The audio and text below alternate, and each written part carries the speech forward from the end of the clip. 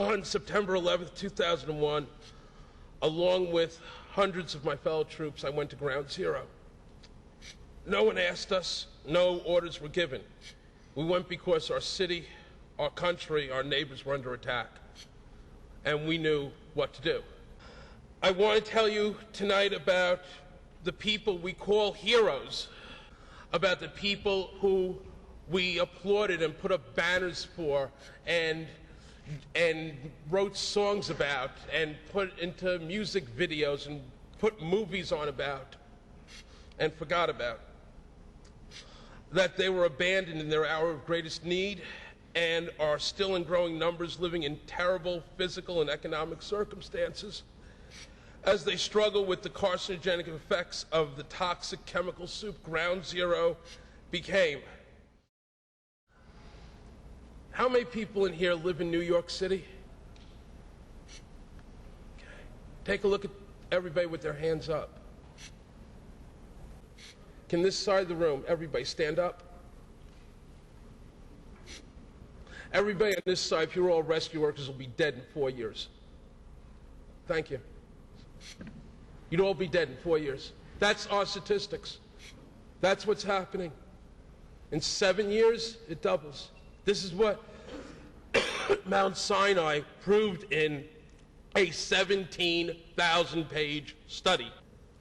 I want to tell you about how the mayor refused to accept the fact that not dozens, not hundreds, but many thousands of us were contaminated, sickened, and poisoned by the most toxic combinations of building materials in the history of disaster relief.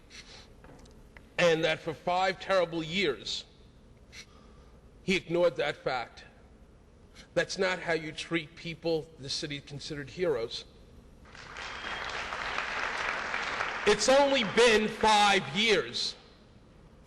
5 years of our family members watching us drop dead.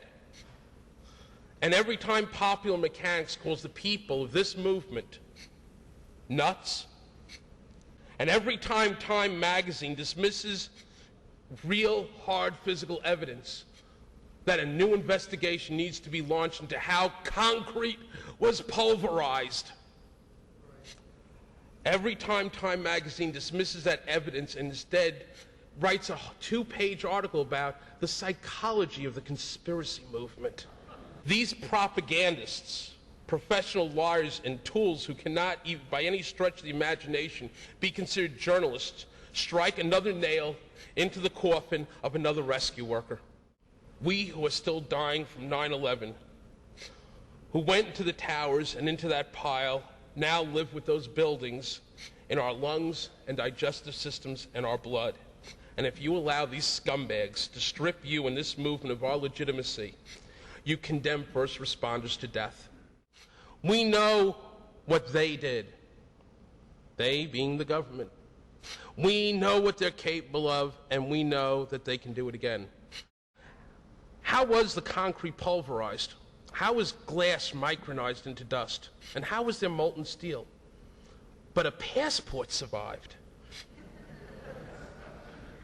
What were those explosions reported by the FDNY? And why weren't the planes intercepted? And how did Hani Hanor learn to fly like that? I don't think we're crazy.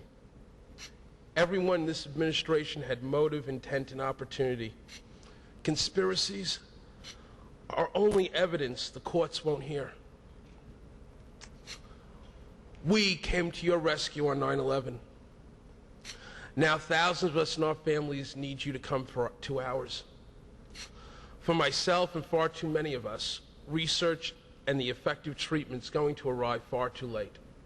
I have double metastasizations in both lungs. That's just a reality.